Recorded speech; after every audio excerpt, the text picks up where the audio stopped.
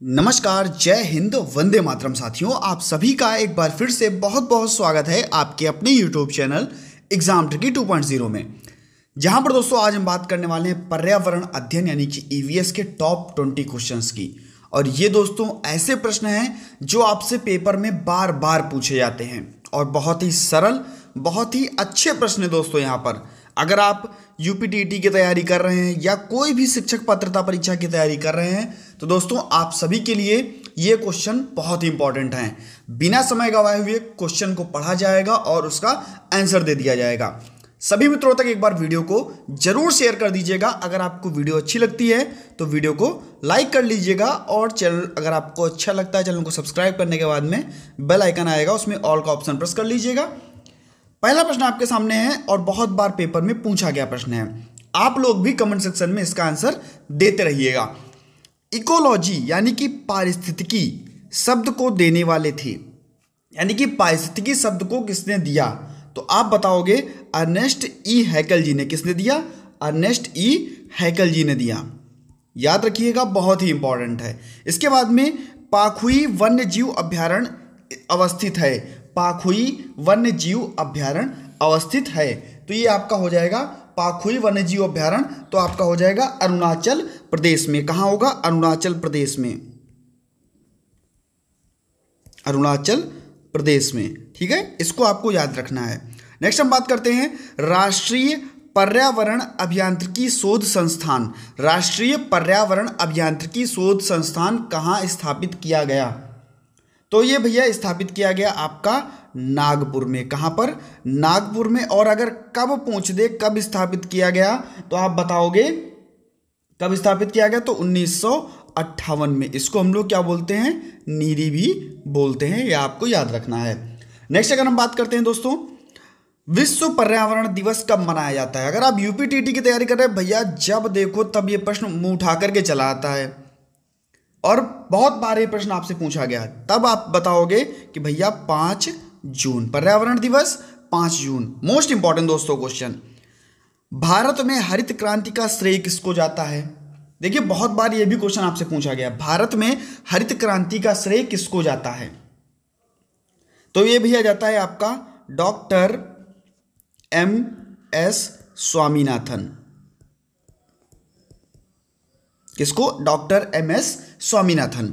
Next हम बात करते हैं दोस्तों समुद्री घास। ये भी बहुत बार पूछा गया है, किस तत्व का मुख्य तथा महत्वपूर्ण स्रोत है?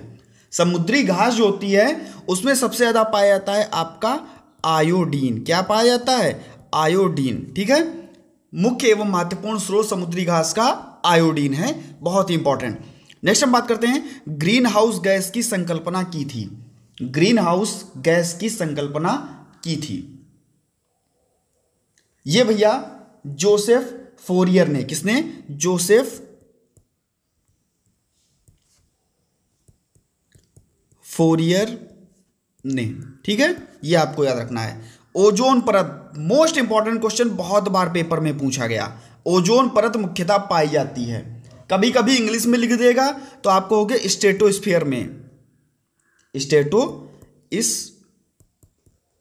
में। ठीक है, और या अगर हिंदी में लिख के देगा तो आपको हो गए समताप मंडल में। कहां पर? समताप मंडल में। ओजोन परत स्ट्रेटोस्फीयर लिख देगा या तो समताप मंडल लिख देगा। स्ट्रेटोस्फीयर लिख देता है तो हम लोग कंफ्यूजन में पहुंच जाते हैं। ठीक है, समताप मंडल लिख देता है तो कोई दिक्कत नहीं है, दोनों आप लोग याद कर लेंगे, सबसे अच्छा है, पूछा जरूर जाता है।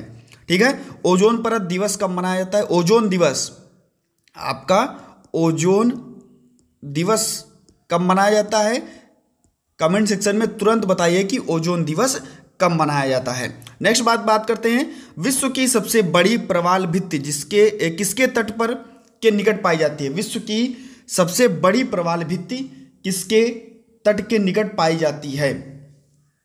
तो ये भैया हो जाएगा ऑस्ट्रेलिया। किसके निकट? ऑस्ट्रेलिया।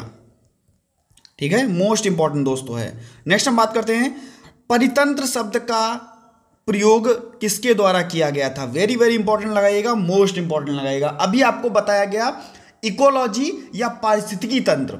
ठीक है, इकोलॉजी या पारिस्थितिकी, तो आपको बताया गया ई हैकल जी, अर्नेस्ट ई हैकल जी। या अगर आपसे पूछ दे परितंत्र शब्द का प्रयोग किसने किया था? तो आप कहोगे सर टांसले ने किया था, एजी टांसले ने किया था परितंत्र शब्द का प्रयोग। मोस्ट इंपॉर्टेंट रहे दोस्तों, इकोलॉजी या परितंत्र, ठीक है, दो में से कभी कभी आपसे पूछ ही जाता है। और कब किया था? तो 1935 में, आपको ये याद रखना है, ठीक है।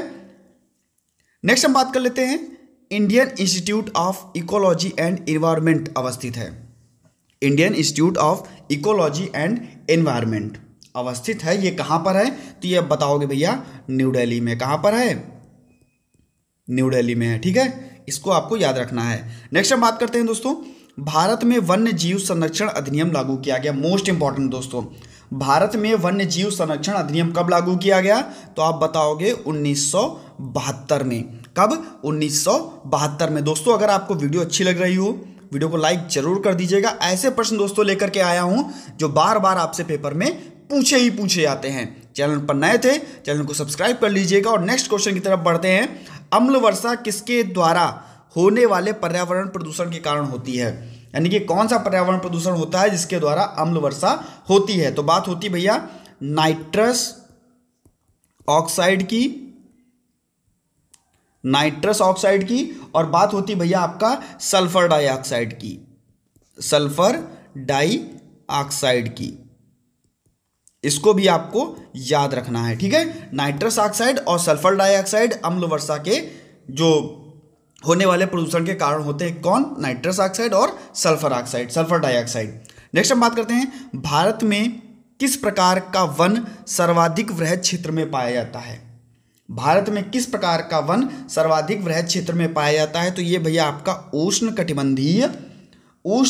कटिबंधीय आर्द्र पर्णपाती वन, उष्ण कटिबंधीय आर्द्र पर्णपाती वन, ये आपको याद रखना है। सबसे ज्यादा सर्वाधिक वृहद क्षेत्र में उष्ण कटिबंधीय आर्द्र पर्णपाती वन पाए जाते हैं। नेक्स्ट दोस्तों, बायोगैस का मुख्य घटक है। बायोगैस जिसको हम क्या बोलते हैं भैया? गोबर गैस। जिसको क्या बोलते हैं? गोबर गैस बोलते हैं, ठीक है। इसका मुख्य घटक क्या है? तो आप बताओगे भैया मीथेन है। क्या है? मीथेन है। मीथेन का सूत्र क्या होता है? कमेंट सेक्शन में तुरंत छाप दीजिए, सभी को पता होगा। नेक्स्ट बात करते हैं, चिपको आंदोलन किससे संबंधित है? तो भैया जब भी चिपको आंदोलन की बात आती है तो बात आती है भैया वृक्षों की कटाई की। किसकी बात आती है? वनों की कटाई की, ठीक है, और वृक्षों की कटाई की बात आती है भैया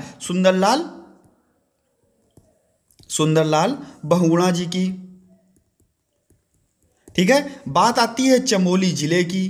चमोली जिला इस समय कहाँ है? तो आप कहोगे सर उत्तराखंड में है। तो ये आपको याद रखना है। वर्तमान समय में जब चल रहा था चिपको आंदोलन तब कहाँ था? तो आप कहोगे सर यूपी में था। याद रखिएगा, मोस्ट इंपॉर्टेंट है दोस्तों। चिपको आंदोलन से पेपर पूछा जाता है पेपर में दोस्तों, ठीक है। नेक्स्ट भैया, कुछ वर्ष पहले तक गिद्ध भारतीय देहातों में आमतौर पर दिखाई देते थे। बात हो रही है गिद्धों की। और गिद्ध दिखाई देते थे तो वो कैसे समाप्त हो गए? आजकल वो नजर नहीं आ रहे।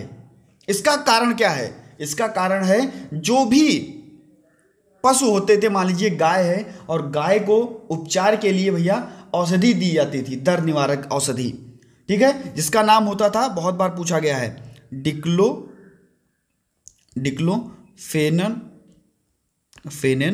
डिक्लोफेनेन सोडियम, ठीक है। ये औषधि दी जाती थी दर्द निवारक के रूप में।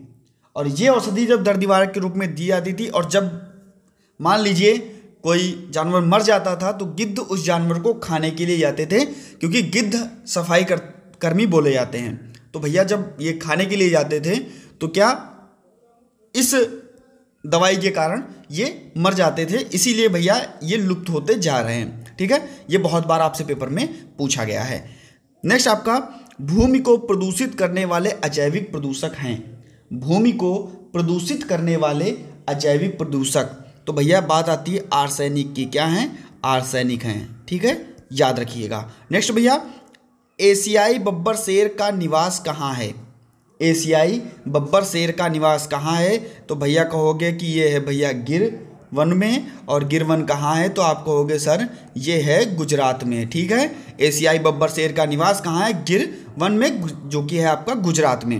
नेक्स्ट है आपका ओजोन परत मानव के लिए उपयोगी है क्योंकि, भैया काहे के लिए उपयोगी है ओजोन परत? अभी आपसे ओजोन दिवस पूछा गया था, आप लोग कमेंट सेक्शन में तुरंत बताइए भैया ओजोन दिवस कब मनाया जाता है, और ओजोन परत मानव के लिए उपयोगी है क्योंकि, क्यों उपयोगी है? आप सभी को पता है यह सूर्य से आने वाले अल्ट्रावायलेट किरणों को पृथ्वी पर आने नहीं देता। किसको नहीं आने देता? जो अल्ट्रावायलेट किरणें हैं उसको पृथ्वी पर नहीं आने देता। इसलिए भैया ओजोन परत आप सभी के लिए, मानव के लिए उपयोगी है, हम सब के लिए उपयोगी है।